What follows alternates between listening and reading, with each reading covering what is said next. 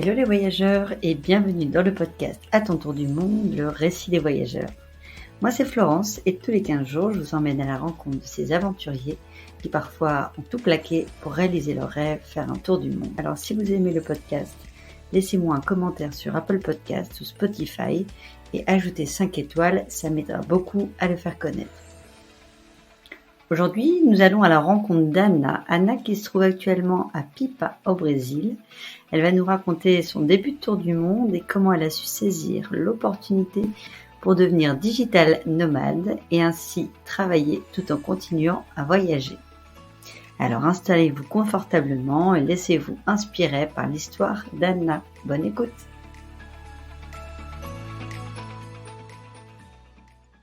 En tout cas, je suis très contente de te recevoir. Merci Anna de venir dans ce podcast et de nous partager ton expérience. Est-ce que tu peux commencer déjà par te présenter? Alors moi, je suis Anna. Je suis partie faire le tour du monde en début 2020. J'avais pour projet de partir 1 an à 1 an et demi avec mes économies. Début 2020, qu'est-ce qui se passe? Covid, pandémie.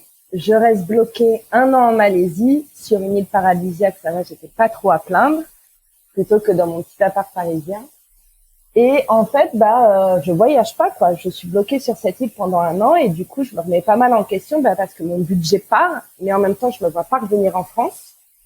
Et du coup, je me remets un peu en question et je décide de me former pour pouvoir devenir freelance et indépendante, c'est-à-dire faire le même métier que je faisais avant de partir en tour du monde, mais le faire de façon indépendante. Avant, je travaillais en agence de pub. Et du coup, je me suis formée, j'ai commencé à travailler avec des premiers clients un peu au black, un peu au test pour tester mes offres, mes prix, etc. Les frontières ont réouvert, j'ai pu partir de la Malaisie au bout d'1 an et au final, je me suis dit, mais en fait, et si j'en faisais pas mon mode de vie, continuer de voyager tout en travaillant, donc qu'il n'y ait plus vraiment de retour en France, parce que ça me travaillait aussi. Et du coup, depuis, je travaille tout en voyageant.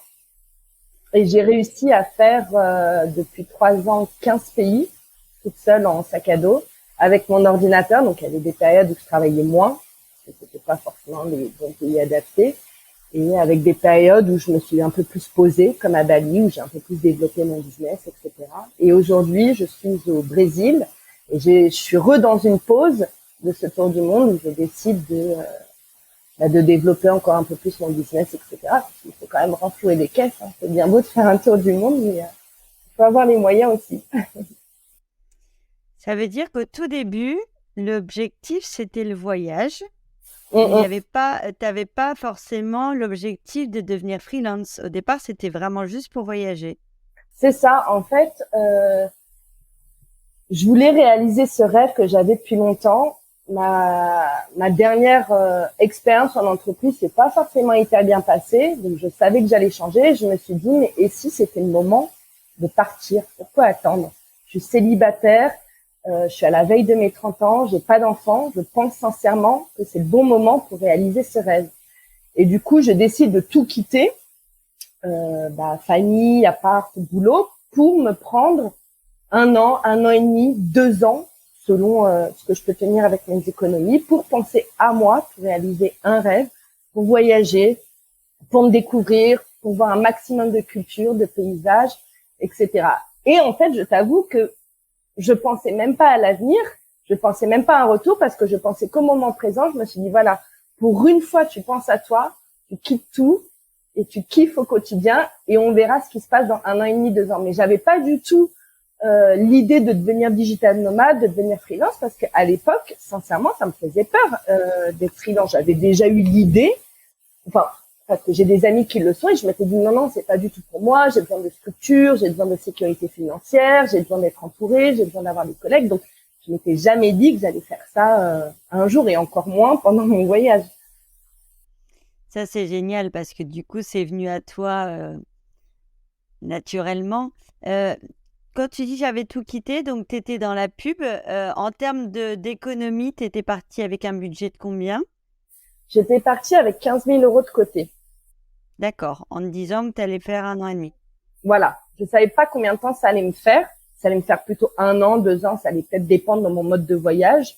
Et je m'étais dit, je compte au moins 1 an. Et en fait, j'ai réalisé, bon, ça dépend bien entendu des continents, mais un budget tour du monde pour une femme seule, c'est à peu près du 1 000 € par mois. En Asie, on est un peu moins. En Afrique, en Amérique latine, on est un peu plus. Donc, la moyenne, c'est du 1 000 €. Et au final, comme j'ai un peu travaillé pendant mon début de tour du monde, bah, ça a allongé, en fait, la date, ça a repoussé la date de retour, quoi. Du coup, une fois que tu es partie, donc il y a le confinement qui s'est imposé à toi, à quel moment tu te dis, bon, bah voilà, c'est au bout de combien de mois que tu entames cette formation? 5-6 mois. Le début, c'était chaotique, hein, je sais pas. Là, maintenant, on en rigole, on en parle avec beaucoup plus de recul du confinement, de la pandémie, etc. Mais sur l'île, à la base, c'était l'apocalypse au tout début. Parce que je savais pas si on allait avoir à manger, si on allait avoir des bateaux qui allaient nous rapporter des fruits, de l'eau, etc. Si on allait avoir une connexion avec le continent. Donc au début, c'était la panique. J'étais dans une auberge de jeunesse avec 15 autres backpackers de différentes nationalités. On avait tous des informations différentes de nos ambassades, de nos pays, en fait. Et du coup, au début, les 2 premiers mois, c'était de la survie. C'était qu'est-ce qu'on va faire sur cette île, comment on va s'organiser, etc. On avait créé un calendrier un peu d'activités pour pas devenir fou dans l'auberge de jeunesse. Et c'est en fait, dans l'auberge de jeunesse, j'avais aussi des digital nomades qui travaillaient sur place. Donc pour eux, je voyais que c'était beaucoup plus facile parce ils étaient occupés la journée. Et je me suis dit, mais moi aussi, j'ai des compétences. Donc, plutôt que, comme je sais pas quand je vais sortir de cette île, et si on va en sortir un jour, parce qu'on était vraiment dans cette mode d'esprit-là, je m'étais dit, bon, allez, on part en survie, on va essayer de faire rentrer de l'argent, quoi, de travailler pour voir si je m'en sors. Et c'est comme ça, c'est au bout de quelques mois, ouais, ça m'a bien pris entre 3 et 6 mois pour commencer à me former, il me semble. Comment elle s'appelait cette petite île où tu vivais? C'était Langkawi, en Malaisie. Enfin, petite île, elle est assez grosse pour la Malaisie. Mais à la base, t'avais pas, quand tu parlais de l'ambassade, ils t'avaient pas demandé d'être rapatrié en France? Tu sais quoi? J'ai même reçu le dernier email. Je me rappelle, j'en ai encore des frissons quand j'en parle. Je garderai toujours cet email. On devait être en avril. Et il y a l'ambassade qui m'écrit et qui me dit, écoute, Anna, on t'envoie le dernier avion pour retour en France. Si tu ne le prends pas, on ne peut pas t'assurer de pouvoir rentrer en France cette année. Donc là, panique totale. J'appelle mes parents, ma famille, je sais pas quoi faire. Je me rappelle sur une fiche, une colonne, est-ce que je dois rentrer, les pour, les contre, est-ce que je dois rester? C'était vraiment, c'était un gros dilemme. Et en fait, je m'étais dit que si je rentre, j'ai pas de boulot, j'ai plus d'appart, c'est rentrer chez mes parents, ça va être la dépression. J'adore mes parents, hein, c'est pas du tout le problème. Et là, j'étais sur une île, à côté de la plage, en plein milieu de la nature, avec du soleil, des gens qui sont dans la même situation que moi, qui ont les mêmes rêves que moi, qui ont les mêmes objectifs que moi. Je me suis dit, je prends le risque. J'ai pris le risque, j'ai pas répondu à cet email, donc j'étais comme ça, hein, j'avais des pépettes. Et en fait, je me suis rendu compte que être française, c'est une chance incroyable. Parce que je me suis rendu compte au bout de quelques mois que je serais toujours hyper protégée. On a une super ambassade, on a un super gouvernement. Je suis pas forcément pro pour le gouvernement qu'on a, mais je veux dire que par rapport aux autres nationalités qu'il y avait dans mon auberge de jeunesse, j'étais vachement accompagnée, j'avais beaucoup de communication, on faisait attention à moi, on me suivait au quotidien, et surtout, j'ai cru comprendre que même après 2, 3, 4, 5, 6 mois, si je voulais rentrer en France, on ne pouvait pas me refuser un avion. Même si j'étais la seule dans l'avion, j'allais pouvoir rentrer parce que c'est dans mon droit, en tant que citoyenne française, de pouvoir rentrer sur mon territoire. Et ça, j'ai mis du temps à le comprendre parce qu'en fait, j'ai parlé avec la communauté française bloquée dans le monde et bloquée en Malaisie, et j'ai vu qu'il y en a qui repartaient au bout des 3, 4, 5, 6 mois. Et je me suis dit, mais en fait, c'est possible. Mais bon, après, ça s'est organisé petit à petit. Hein. Je te dis pas que c'était une technique pour tous nous faire rentrer en France, parce qu'encore une fois, c'était de la communication de crise, en fait. C'était tous les jours, il y avait, on mettait en place de nouveaux avions, de nouveaux systèmes pour parler avec la communauté française, bloquer les projets, etc. T'as pas eu peur à un moment donné pour ta santé? Parce que moi, je me souviens que on a eu, comme toi, on est rentré 10 jours avant le confinement, sauf que nous, le voyage était quasi terminé. Est-ce que t'as pas eu peur à un moment donné pour ta santé? Parce que c'est vrai qu'on connaissait quand même pas trop non plus ce virus. Et sachant que tu étais sur une toute petite île, j'imagine qu'il n'y avait pas d'hôpital. Si, il y en avait un. Si, il y en avait un. Du moins, il y avait une clinique, mais bien sûr que si, j'ai eu peur. Je pense comme tous les habitants de cette planète, parce qu'on avait très très peu d'informations. On n'avait pas de vaccin, on savait même pas si le vaccin fonctionnait pas, c'était vraiment le flou. Et j'ai une scène que j'ai encore en tête où on est, du coup, au début de ce confinement, on va chercher à manger dans la rue et il y a quelqu'un qui fait un malaise. Et en faisant un malaise, il tombe, il se casse le nez et saigne de partout. Donc nous, on est paniqués, on veut l'aider, mais personne n'ose le toucher parce qu'on était dans cette folie de faut pas se toucher, faut qu'on soit tous à 2 mètres l'un de l'autre, on les connaît pas, ils vivent pas avec nous, donc s'ils vivent pas avec nous, ils vont peut-être apporter le virus dans notre auberge de jeunesse. Et je nous revois complètement paniqués à ne pas savoir si on doit pouvoir porter assistance à cette personne. Et même, du coup, on appelle directement les pompiers. Et même les pompiers sont arrivés en mode Ghostbuster avec des combinaisons, etc. Et du coup, bien sûr que si. Cette scène me rappelle à quel point j'avais peur pour ma santé, à quel point on avait peur de l'autre. Et on s'était créé des règles au sein de notre auberge de jeunesse. Ok, t'as le droit de sortir, mais tu parles à personne et tu te prends à manger pour telle personne, tu mets un masque. Et après, bien entendu que ça c'était au début, mais après on a été beaucoup plus cool, parce qu'on a vu que on avait eu des contacts avec l'extérieur. Je pense qu'à l'époque il y avait pas le virus sur on n'avait pas eu de cas à Langkawi. Et c'est pour ça que d'ailleurs la Malaisie nous avait créé comme une bulle de lockdown sur Langkawi pour surtout pas nous amener des gens du continent parce qu'on avait 0 cas sur l'île.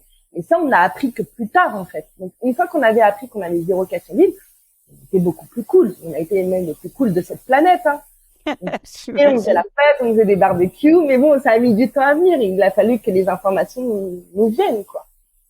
Et donc, du coup, tu dis, on va transformer ce pépin en pépite et je vais me former, puisque je ne peux pas partir. Je vais me former et donc, entre guillemets, tes colocs sont devenus aussi tes formateurs pour t'aider à devenir digital nomade. Ouais, il fallait que je retombe sur mes pattes, en fait. Et donc déjà, j'ai beaucoup discuté avec mes colocs de l'époque, mais surtout en discutant de ça, j'ai trouvé des formations en ligne et je me suis formée en ligne. Donc eux m'ont beaucoup assisté, m'ont beaucoup apporté de feedback et un peu leur historique, leur histoire. Et après, je me suis formée en ligne. Et à l'époque, c'était hyper intéressant parce que comme chacun était bloqué chez soi, je sais pas si tu te souviens, mais sur Instagram, sur les réseaux sociaux, ça pullulait de formations, d'entraide, et du coup, c'est comme ça, en fait, c'est venu à moi, en fait, parce qu'il y a plein de gens qui se sont remis en question en 2020, mais pas que sur le côté digital nomade, sur se reformer, se reconvertir, penser au développement personnel, qu'en fait, c'était sous les yeux de tout le monde. Et je suis sûre qu'en 2020, il y en a plein qui se sont remis en question. Il y en a plein qui ont changé leur mode de vie. Et qu'au final, le fait d'avoir été enfermé, pour moi, ça a plutôt été une bonne chose. Parce qu'en fait, j'ai voyagé pendant 1 an. J'ai fait le tour de la Terre parce qu'on était... sincèrement, il y avait une 50aine de nationalités bloquées avec moi à Chenang. Il y avait une énorme communauté d'Africains. C'était mes meilleurs potes et j'ai voyagé en Afrique plus qu'en Malaisie pendant 1 an parce que j'étais tellement entourée de nationalités, on a tellement échangé que j'avais déjà fait mon tour du monde en 1 an sur Langkawi. Ouais, c'est chouette et c'est une richesse incroyable. Et donc, le fait d'avoir comme ça une multitude de nationalités, comme tu dis, tu voyageais, mais limite carrément, tu étais en intégration, quoi.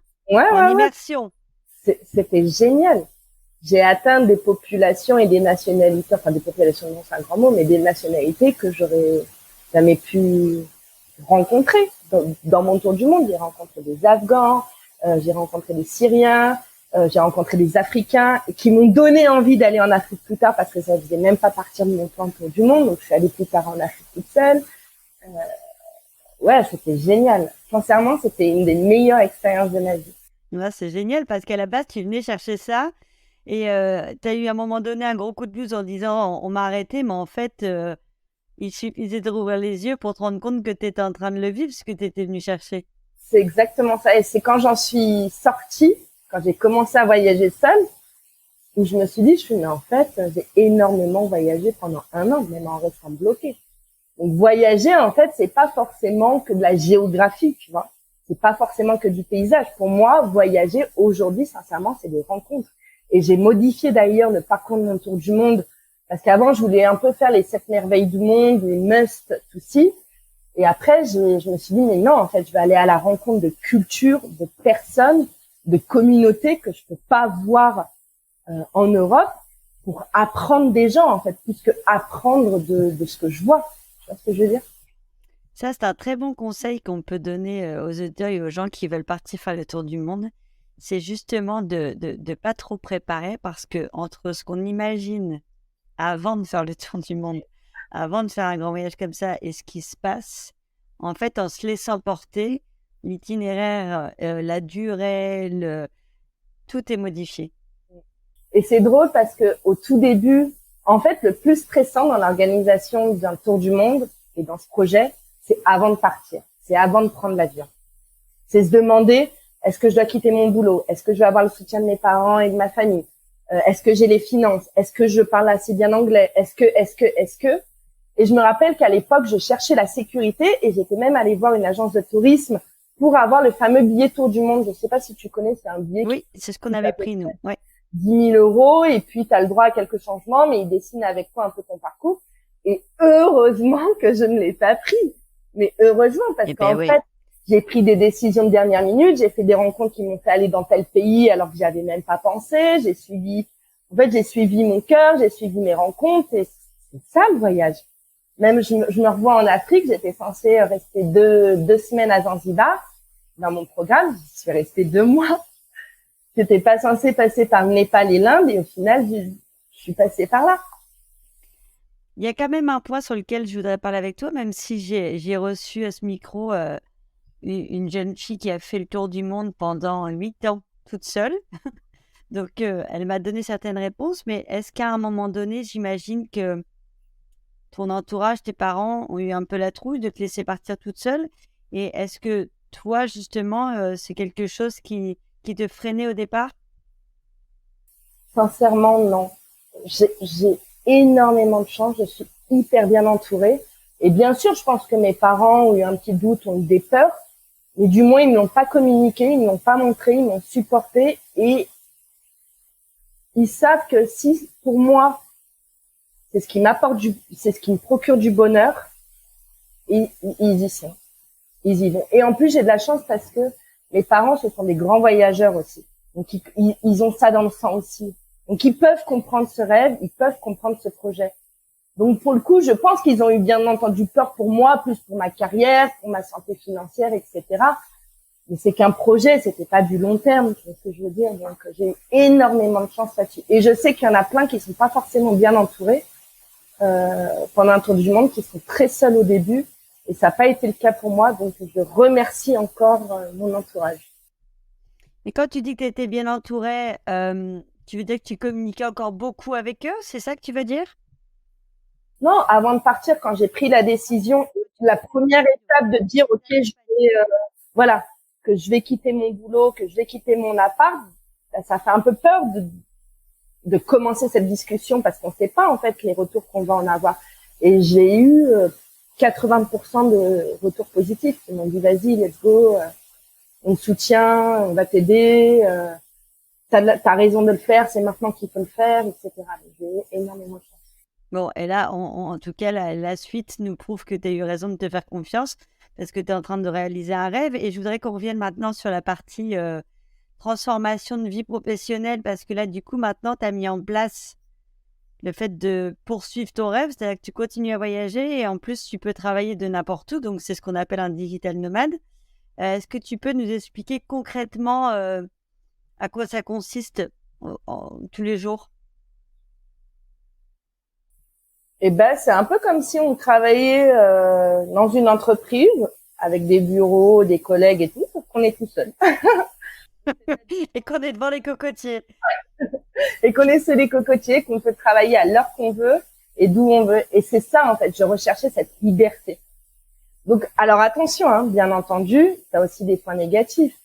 Mais ce que je veux dire, c'est que j'ai appris, en étant digital nomade, à faire le même métier qu'avant, sauf que maintenant, je vais chercher les clients moi-même, je fais les contrats moi-même, j'ai défini mes offres moi-même, alors qu'avant, j'avais un manager pour ça, j'avais d'autres collègues pour ça. Donc, en fait, la formation digital nomade m'a appris à devenir indépendante. Et sinon, après, c'est exactement le même métier.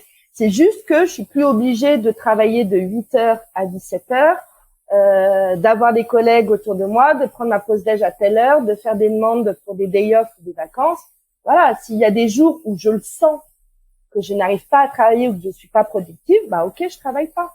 Si je sens que par moment ça me prend, il y a des idées qui me prennent le soir, bah ouais, il y a des soirs où je vais faire du 20h minuit. Il y a des jours où je vais travailler les week-ends. Mais en fait, ce que j'adore dans ce mode de vie, c'est que je m'écoute et je suis la priorité. Alors bien entendu, encore une fois, je disais, il y a des points négatifs, hein, c'est-à-dire que j'ai pas forcément la sécurité financière. Bah, par moment, j'ai peur, j'ai des doutes, j'ai plus des collègues pour brainstormer quand j'ai des doutes. Donc, voilà, ça a des pour et des contre, mais j'estime que ce que ça m'apporte aujourd'hui en tant que bien-être mental, c'est bien bien plus fort que ce que j'avais avant à Paris en agence. Je pense que là, tu vas en faire rêver plus d'un. Par contre, tu parlais de... Tu es toujours toute seule. Est-ce qu'il n'y a pas une communauté, justement? J'en ai vu notamment, moi, sur Facebook, une communauté de digital nomades qui permet justement de créer des liens, justement, pour éviter ces angoisses du solo entrepreneur, quoi. Si, il y a plein de groupes Facebook et d'ailleurs, je suis dans ces groupes et quand j'ai des doutes, je partage. Mais c'est pas pareil qu'un contact humain. C'est-à-dire que par moment, quand j'ai un doute là maintenant, quand j'ai besoin d'une réponse là maintenant, j'ai envie de partager là maintenant.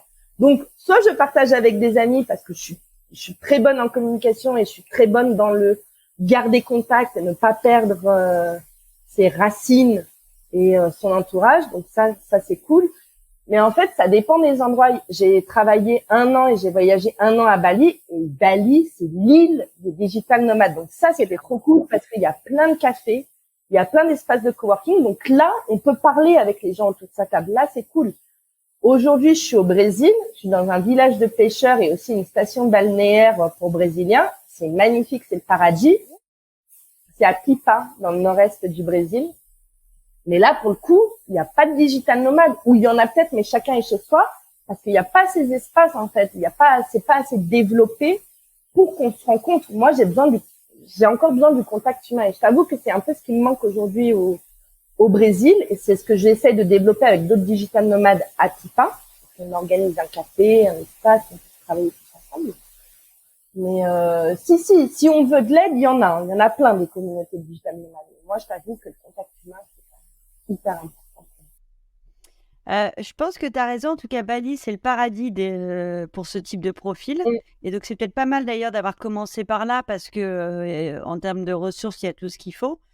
À mon avis, ça va se développer dans beaucoup d'autres pays parce que c'est quand même un profil qui se développe aussi. Par rapport à ton expérience d'avant, donc tu as fait une formation pour devenir entre guillemets autonome. Comment tu as transformé ton expérience d'avant pour la mettre maintenant au profit justement de ce nouveau poste? En fait, je dirais que j'ai énormément appris sur moi-même pendant cette formation. J'ai appris à découvrir mes compétences, à vraiment découvrir mes qualités, mes défauts, et à savoir les mettre en avant, à mieux communiquer sur mes offres. Parce qu'avant, j'étais un peu monotâche. Je suis très bonne dans mon travail. C'était pas pour me jeter des fleurs, mais j'adore mon travail et j'étais un peu monotâche. Mais en fait, c'est facile quand on t'apporte le travail, mais quand il suffit de communiquer sur toi, de te créer un site, de te créer un offre, de te mettre en avant, c'est totalement différent. Et du coup, c'est ça, en fait, qui a été la grosse différence entre travailler avant en agence et devenir indépendante. C'est apprendre à se connaître. C'est apprendre à se valoriser. C'est apprendre à se mettre en avant. C'est apprendre à définir des offres qui sont en corrélation avec mon éthique, mes valeurs, mes passions, etc. Ce que j'avais pas forcément au début en agence. Tu arrives à en vivre de cette activité aujourd'hui? J'arrive à en vivre parce que je suis digital nomade et parce que je ne vis pas en France. D'accord, donc tu as un mode de vie, tu veux dire, qui coûte moins cher. Exactement. Si j'avais commencé ça en France, j'aurais jamais pu voyager et travailler en même temps. Parce qu'au début, quand j'étais à Bali, par exemple, je travaillais que tous les matins ou 2-3 heures par jour et ça me suffisait pour atteindre le budget que j'avais besoin par mois. Aujourd'hui, si je devais rentrer en France, il faudrait que je travaille 4 fois plus. Et du coup, ça n'aurait plus du tout d'intérêt à être digital nomade parce que je devrais produire beaucoup plus dans la journée parce que le coût de vie est beaucoup plus cher en France. Donc aujourd'hui, j'arrive à en vivre et j'arrive à avoir du temps pour moi et c'est ce que je voulais, d'avoir cette liberté. Mais je suis pas encore assez experte. J'estime que je suis encore novice dans mon métier en tant que freelance pour pouvoir peut-être facturer plus cher ou pour moins travailler, etc. Donc aujourd'hui, juste pour rappeler, donc tu as ton agence de com, hein, tu donnes des conseils pour tout ce qui est gestion de réseaux sociaux et images pour certaines marques ou certains commerces en ligne. Donc c'est essentiellement, donc c'est toi qui vas chercher les clients, comme tu le disais. Donc tu prospectes aussi sur les réseaux sociaux? Oui, je prospecte principalement sur les réseaux sociaux et pour le moment, mes clients, ça a été beaucoup de bouche à oreille. D'accord. Mais voilà, quand j'ai des creux, je prospecte sur les réseaux sociaux parce qu'en fait, je sais où sont mes clients. J'ai appris à savoir où sont mes clients. J'ai appris à savoir diagnostiquer leurs problèmes et à leur pointer du doigt.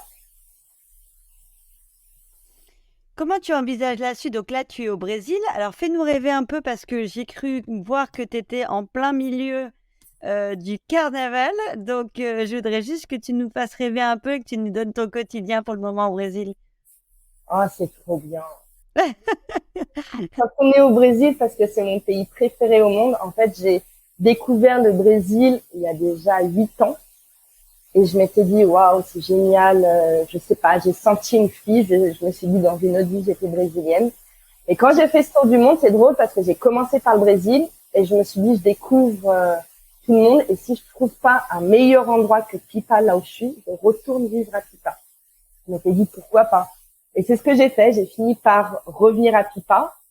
Et là, mon quotidien, bon, alors le premier mois, déjà, il faut que je me mette au portugais parce que pas beaucoup de gens qui parlent anglais au Brésil, donc j'essaie de me mettre au portugais, j'essaie de trouver mon chez moi, de connaître la ville, de me faire des amis, de faire des activités, de continuer aussi à travailler parce qu'il faut que je maintiens mes clients actuels. Mais je t'avoue que les 2 premiers mois, ça a été un peu m'intégrer, m'adapter et pas faire que travailler. Et là, ça y est, j'ai mon chez moi. Donc, voilà, je travaille. Donc, ton chez toi, c'est où là? C'est dans une maison, un appartement? C'est quoi? Ouais, je me suis pris un appartement de pièces, 5 pas loin du centre. Et du coup, je me connecte le matin, je travaille, je vais dans un resto en bord de mer à midi, je retourne travailler, ou sinon je vais à la plage, je vais regarder le coucher de soleil, ou sinon je vais marcher dans la jungle. Je vais boire des caipirinhas avec des amis. Enfin. Tu t'es fait des amis sur place? Ouais, j'en avais déjà aussi sur place en fait. Et qui sont dans la même situation que la tienne? Pas du tout, c'est des Brésiliens, c'est des locaux. Et du coup, comment tu vois les choses? Est-ce que tu as envie d'y rester un moment ou c'est en fonction de ton feeling? Ah, c'est en fonction de mon feeling. J'ai vachement de mal à me projeter. Tu vis le moment présent. Ouais, et j'ai vachement de peur de l'avenir, de prendre des décisions un peu trop hâtives. Alors, bien entendu que là, je suis dans un mood où j'ai besoin de me poser parce que ça fait quand même 3 ans que je change tout le temps d'endroit, que j'ai adoré ce mode de vie, mais là, j'ai juste besoin d'un confort, de revivre, d'avoir un chez moi. Et un truc tout bête, mais je suis trop contente d'avoir une cuisine, d'avoir des poêles qui sont pas rayés comme dans les auberges de jeunesse, de pouvoir cuisiner, d'avoir un frigo qui est que pour moi, qui est propre. Je sais pas, de pouvoir me mettre en culotte chez moi si j'ai envie, de pouvoir me mettre la musique à fond, de pouvoir décorer un appart. C'est bête, hein. Mais qu'est-ce que ça fait du bien après 3 ans de vadrouille. Et voilà, donc là, j'ai besoin de me poser, j'ai besoin de renflouer les caisses parce que j'ai quand même pas mal dépensé en 3 ans. Donc là, le mood, c'est de me refaire de l'argent et puis voir si dans 6 mois, un an, j'ai envie de changer, je change. Si j'ai envie de rentrer voilà, je rentre en France. Je vois. Pour le moment, je suis bien et j'arrive à peu près me projeter à 6 mois, un an ici. Mais j'ai pas envie de me mettre trop de barrières et de faire de contrats avec moi-même, en fait. Si à un moment je me sens plus bien, j'ai la liberté de changer. Comme à Bali, et quand je suis arrivée à Bali, je me suis dit, je me vois bien rester 1 an ici. Et pendant cette année, j'ai continué à voyager en Asie du Sud-Est. Et au bout d'1 an, je me suis dit, en fait, je crois que j'ai envie de changer. Et j'ai changé, je suis revenue au Brésil. C'est-à-dire que là, maintenant, tu as ce grand luxe et cette liberté de dire je fais ce que je veux un peu quand je veux, parce que tu es totalement autonome, soit financièrement ou géographiquement, puisqu'il n'y a plus de confinement et qu'en plus ton boulot, tu peux le faire de partout. Je pense que tu as raison d'en profiter comme tu le fais et ça va être difficile de revenir en arrière parce que c'est vrai que c'est ce qu'on cherche tous quand on voyage, c'est de plus avoir cette notion de temps et d'emprise. Ouais, je suis vachement contente de ce mode de vie, mais encore une fois, ça aussi, c'est un challenge en fait. Tu vois, ça a un prix cette liberté. Cette liberté, elle a le prix de ne pas avoir de sécurité financière, d'être loin de ses proches, de pas être là aux anniversaires, de pas être là au mariage. Voilà, c'est un choix de vie en fait. Donc les gens voient sur Instagram que Anna elle est tout le temps sous les cocotiers, au soleil, avec un cocktail et tout. Oui, je suis vachement heureuse, mais comme tout le monde, j'ai des doutes. Par moment, je suis triste. Par moment, j'ai envie de rentrer chez moi. Par moment, la France me manque. Comme tout le monde, comme les gens qui sont en France, par moment, ils en ont marre d'être à Paris. Ils ont besoin de vacances, ils ont besoin de s'évader. En fait, ces sentiments-là, ils partent pas, quoi. Par contre, ce que je tiens à souligner, c'est que mon quotidien et ma santé mentale va beaucoup mieux que 3 ans auparavant. Et j'ai été prête à sacrifier tout ça pour être mieux dans ma tête, en fait. Tu as raison de le souligner. Je pense que c'est pas que des avantages. Il y a aussi des contraintes et des moments un peu plus durs. Et c'est bien de dire que la vie, c'est pas Instagram. Donc, en tout cas, j'encourage ceux qui nous écoutent à suivre ton Instagram parce qu'il donne très envie malgré tout. Mais c'est pas la vraie vie. Actuellement, c'est le carnaval. Raconte-nous un peu. C'est de la folie, le carnaval. Bon, là, ça vient de se finir, heureusement, parce que j'en pouvais plus. C'est quand même 6 jours, enfin, c'est une semaine ultra intense. Et j'adore le carnaval parce que c'est un moment où tout le monde lâche prise. Mais quand je te dis tout le monde, c'est les jeunes, les vieux, les blancs, les noirs, les riches, les pauvres. C'est l'événement le plus démocratique du Brésil. C'est une vraie institution. Les gens prennent vraiment des vacances pour célébrer le carnaval. Et c'est une semaine où tout le monde s'habille n'importe comment, tout le monde est sexy, personne n'a peur du regard de l'autre. J'ai vu aucune violence, aucun débordement. J'ai juste vu des gens piétiner, danser, courir, s'embrasser, profiter de la vie. Et ça dure une semaine et c'est une vraie thérapie. Ça fait un bien fou. Mais ça fait aussi du mal au corps, hein, parce qu'il faut tenir. Hein. Moi, j'ai plus 18 ans, donc là, je suis encore en train de m'en remettre. Hein. Mais ça veut dire que c'est pas qu'à Rio, c'est dans tout le pays? Ouais, c'est dans tout le pays. Alors bien entendu, il y a des points au Brésil où le carnaval est encore plus grand. C'est vraiment l'événement de la région, comme à Rio, il y a Salvador aussi. Mais globalement, c'est un peu partout dans le Brésil. Hein. Est-ce que dans le voyage que tu as effectué depuis 3 ans, tu aurais 2-3 anecdotes ou 2-3 émotions à nous partager si ça devait s'arrêter maintenant, que tu pourrais, pas que tu mettrais en avant? Oh là là, attends, il faut que j'y réfléchisse. Alors, je vais t'aider déjà. Est-ce qu'il y a un paysage qui t'a procuré le plus d'émotions? J'ai bien compris que le Brésil faisait partie de tes coups de cœur et je te comprends à 300% parce qu'il en fait partie du mien aussi. Mais est-ce qu'il y a un paysage que tu voudrais nous partager qui t'a vraiment touché? Ouais, en termes de paysage, mon anecdote, c'est l'Afrique de l'Est. La surprise, la claque que je me suis prise parce que je venais de faire l'Asie du Sud-Est, je venais de faire l'Amérique latine, j'avais vu les plus belles plages au monde, etc. J'arrive en Afrique de l'Est en ne sachant pas trop sur quoi tomber et là, je tombe sur des plages mais paradisiaques. Mais pour moi, qui volent bien plus que l'Asie et en fait, personne n'en parle. Comme où? Au Kenya, Kenya, Tanzanie, c'est les plus belles plages au monde pour moi. Et je me suis dit, mais quand je me revois arriver sur la plage, on m'a dit qu'il y avait la plage, et je me revois bouche bée, je me suis dit, mais où est-ce que je suis? Je suis au paradis, il y a encore peu de béton, personne ne sait que c'est aussi paradisiaque, ou du moins moi je l'avais pas entendu auprès de mon entourage, c'est encore abordable, et ça, mais je suis sûre que dans 10 ans, je donne même pas 10-15 ans à l'Afrique de l'Est pour que ça devienne les nouvelles stations balnéaires du monde entier, parce que c'est magnifique. Non, merci de ce partage. Et on va recevoir d'ailleurs bientôt, je ne sais pas si tu connais ce compte Poésie by Sophie, qui est spécialiste de l'Afrique. Et tu as raison, elle est au Kenya actuellement et elle partage des photos de plages qui sont juste sublimes. Et même au-delà des plages, c'est-à-dire qu'au Kenya, il y a des safaris. Tu peux te retrouver dans des lieux de plaine, de montagne, avec des animaux sauvages qui marchent à côté de toi. J'ai fait un safari à pied où j'étais à 2 mètres de girafe. Et ça, c'est des souvenirs qui vont me rester gravés à vie. Je me suis dit, mais pourquoi? Et à l'époque, donc ça, c'était en octobre 2021. Et donc, ça commençait à réouvrir un peu l'Afrique. Tu sais, c'était encore, il y avait des pays qui étaient ouverts, pas ouverts, etc. J'étais la seule touriste en backpack à ce moment-là. Et je me suis dit, mais j'ai le Kenya pour moi toute seule. Génial. Est-ce que tu as une rencontre que tu peux nous partager qui te marquera longtemps? Je pense que mes plus belles rencontres ont été en Malaisie, quand on a été bloqués. C'est là que ça a été le plus fort.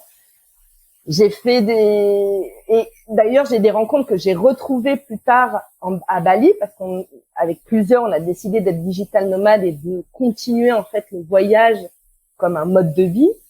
Et je pense que ce que j'ai vécu en Malaisie en termes de rencontres a été le plus riche. Après, j'ai eu aussi l'Inde, où j'ai énormément appris des Indiens, j'ai eu les Népal, ouais, j'en ai eu plein. Mais je dirais que la première chose qui me vient en tête, c'est vraiment ce que j'ai vécu dans l'auberge de jeunesse et avec la 50aine de backpackers avec moi. Et on a tous vécu le même problème, la même pandémie, avec des informations différentes, avec des cultures différentes, et de voir vivre ensemble, en fait, sur une même plage, sur une même île. Ah, j'imagine. Est-ce qu'il y a un plat qui sort du lot? Ah ouais, j'ai mon podium des meilleurs pays. Alors, il y a le Vietnam. Ça a été un voyage gustatif, en fait, hein. Gastronomique plus qu'autre chose. Mon but, c'était de trouver les meilleurs restos avec une amie pour manger au mieux tous les jours. J'ai le Pérou aussi, où ça a été la claque en Amérique latine, parce que sincèrement, on mange pas très très bien pour moi en Amérique latine. Mais bon, après, alors, c'est une généralité, mais à part le Pérou c'est incroyable. Et l'Inde. On ne connaît rien de la cuisine indienne. On doit connaître 10-15 plats quand on va dans un resto indien en France. Et j'ai découvert une tonne de plats, de diversité dans la gastronomie indienne. Et je suis pas tombée une seule fois malade en Inde.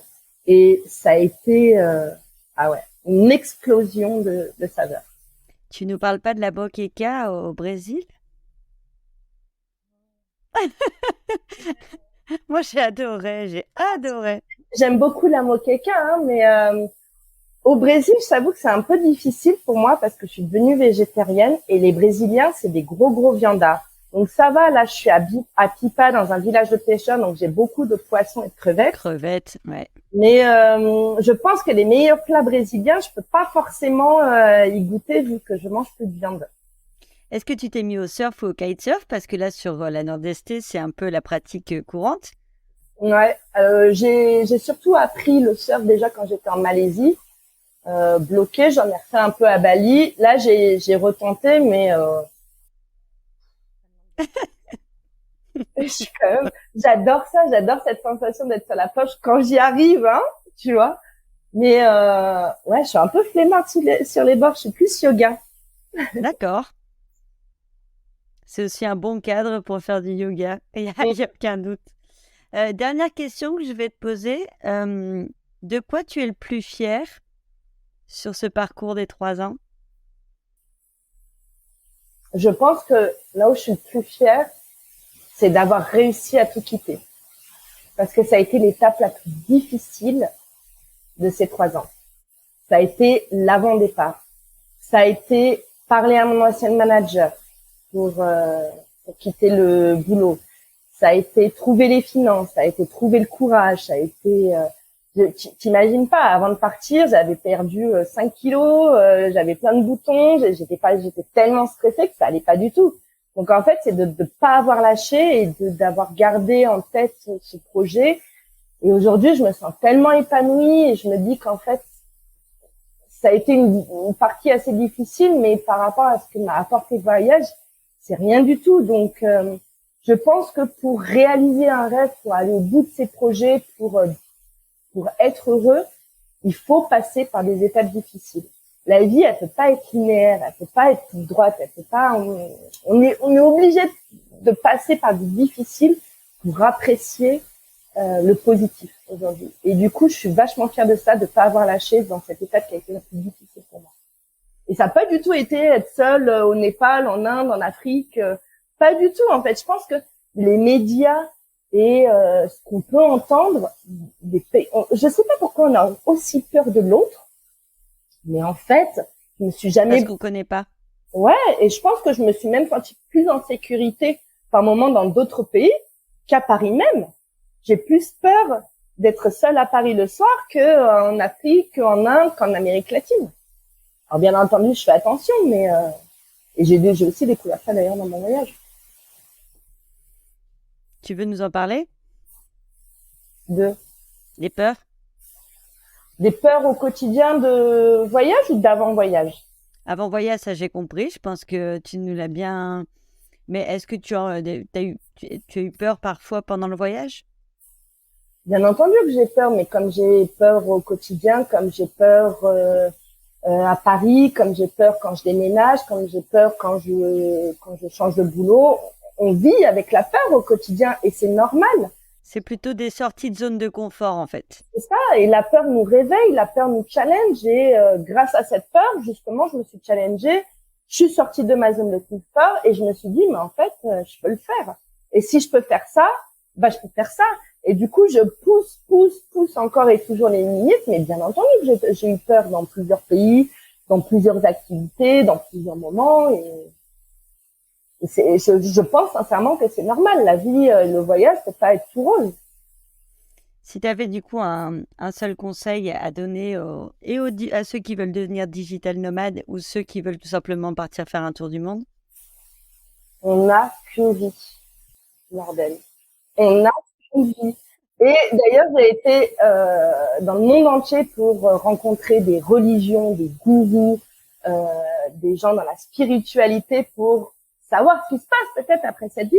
J'ai pas encore trouvé mes réponses et du coup, je me dis que moi, la vie que j'ai, elle est là, elle est maintenant. Je ne sais pas s'il va y avoir une vie après, je ne sais pas ce qui se passe après la mort. Et j'ai eu des jeunes, j'ai eu des personnes dans mon entourage qui sont décédées à 25 ans, à 30 ans, à 50 ans et ça fout des frissons, bordel. Demain, je peux peut-être me faire écraser, demain, je peux peut-être se passer quelque chose. Il faut la vivre maintenant, la vie. Faut pas avoir des regrets.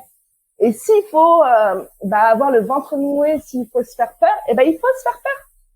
Mais ça nous apportera forcément quelque chose. Et même si on se casse la gueule, parce qu'on se casse la gueule aussi en voyage, parce qu'on a des doutes, parce qu'on se fait mal, tant pis, on se relève en fait. Écoute, on terminera là-dessus, mais je pense qu'on ne pouvait pas rêver mieux. Je pense que ceux qui avaient encore un petit doute et qui se disaient j'y vais pas, tu leur as mis un bon petit coup de pied aux fesses. Et exactement. Et je partage totalement ton point de vue. Si on peut te suivre sur Instagram, donc je mettrai les liens directement dans l'épisode. Et puis également, si on a besoin de tes conseils en communication. Et je te dis en tout cas merci d'avoir partagé tout ça parce que je pense que c'était sympa justement d'avoir aussi cette vision de se dire que c'est pas toujours tout beau, tout rose, qu'il y a des hauts, il y a des bas, mais qu'au bout du compte, c'est magique. Et qu'il faut surtout respecter ses choix et ses envies et de vivre ses rêves. Merci à toi pour l'invitation. Bonne continuation en tout cas. À très bientôt, Anna.